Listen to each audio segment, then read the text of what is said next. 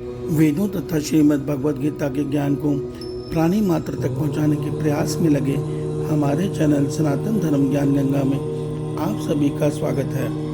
मेरे प्यारे कृष्ण भक्तों, आप सभी को जय श्री कृष्णा। मेरे प्यारे कृष्ण भक्तों, सनातन धर्म ज्ञान गंगा चैनल के आज की वीडियो में हम लोग श्रीमद् भगवद गीता से अध्याय 11 के श्लोक 33 को भगवान श्री कृष्ण जी की कृपा से सरल रूप में सुनने और समझने का प्रयास करते हैं। जय श्री कृष्णा। यशो लभस्व जित्वा शत्रुन् भुङ्क्ष्व राज्यं समृद्धं मयैवैते निहताः पूर्वमेव निमित्तमात्रं भव सव्यसाचिन्। मेरे प्यारे कृष्ण भक्तों, श्रीमद् भगवद गीता के अध्याय 11 के श्लोक 33 में भगवान श्री कृष्ण जी अर्जुन को बोल रहे हैं कि हे अर्जुन, इसलिए तुम युद्ध के लिए खड़े हो जाओ और अपने इन शत्रुओं पर विजय पाकर यश को प्राप्त करो और शत्रुओं को जीतकर धन धान्य से संपन्न राज्य को भोगो। ये सभी तो मेरे द्वारा पहले ही मारे जा चुके हैं। हे सव्यसाची अर्थात दोनों हाथों से बाण चलाने वाले अर्जुन, तुम इनको मारने का निमित्त मात्र बन जाओ। मेरे प्यारे कृष्ण भक्तों, श्रीमद् भगवद गीता के अध्याय 11 के श्लोक 33 को सरल रूप में सुनने और समझने का प्रयास करते हैं। जय श्री कृष्णा। मेरे प्यारे कृष्ण भक्तों, श्रीमद् भगवद गीता के अध्याय 11 में जब भगवान श्री कृष्ण जी अर्जुन को अपना विराट स्वरूप दिखा रहे हैं, तो उस स्वरूप में अर्जुन भगवान के इस विराट स्वरूप को देखकर भयभीत हो जाता है।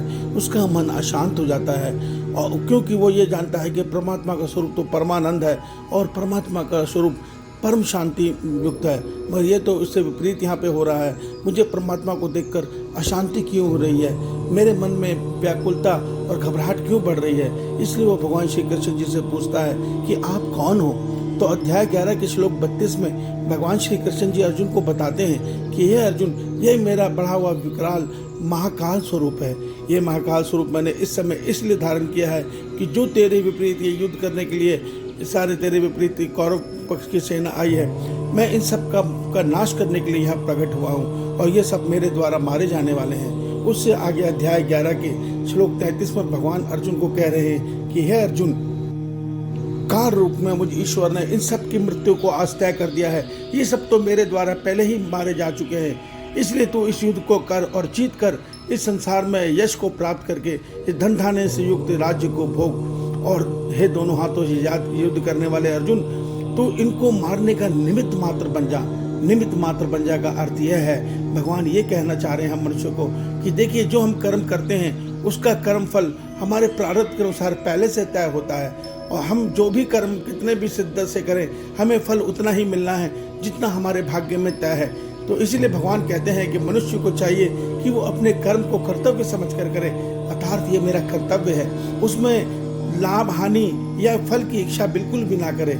इसी को कहते हैं निमित्त होकर कर्म को करना। वही अर्जुन को अब भगवान कह रहे हैं कि देख, तुझे मैं युद्ध का परिणाम पहले ही बता रहा हूँ कि ये युद्ध तू जीतने जा रहा है, क्योंकि इन सब को मैं पहले ही मार चुका हूँ, अर्थात इनके भाग्य में आज मृत्यु लिखी है, और तू इस युद्ध को जीतेगा और इस धन धान्य युक्त राज्य को जीत और जीत कर भोग इस सुख को, और इस युद्ध को जीतने का निमित्त मात्र बन जा। क्यों? क्योंकि अर्जुन वास्तव में निमित्त मात्र ही है। ये युद्ध तो उनके प्रारब्ध में हारना पहले से ही परमात्मा ने तय कर रखा है, और उन सब की मृत्यु आज होनी तय लिखी है। इस सत्य को कोई नहीं बदल सकता। जिस प्रकार इस युद्ध में अर्जुन के पुत्र अभिमन्यु को भी मृत्यु लिखी थी, तो उसको कोई न बचा सका। स्वयं भगवान श्री कृष्ण जी अर्थात परम पिता परमेश्वर उस युद्ध में मौजूद थे, मगर वो भी अभिमन्यु को उन्होंने नहीं बचाया। तो इसका ये तात्पर्य है, ये नियति सबकी तय है, अर्थात जिसके भाग्य में जो लिखा है वो मिलना ही मिलना है। तो हमें अपने हर कर्म को कर्तव्य समझकर फल इच्छा से रहित होकर ईश्वर के परायण होकर करना चाहिए, और अपने हर कर्म फल बंधन को मन के संकल्प से ईश्वर को अर्पण कर देना चाहिए। इसी को कर्म योग कहते हैं। इसी कर्म योग के द्वारा हम ईश्वर को प्राप्त कर सकते हैं। ईश्वर आप सबका कल्याण करें। आपका दिन शुभ हो। जय श्री कृष्णा। जय श्री कृष्णा।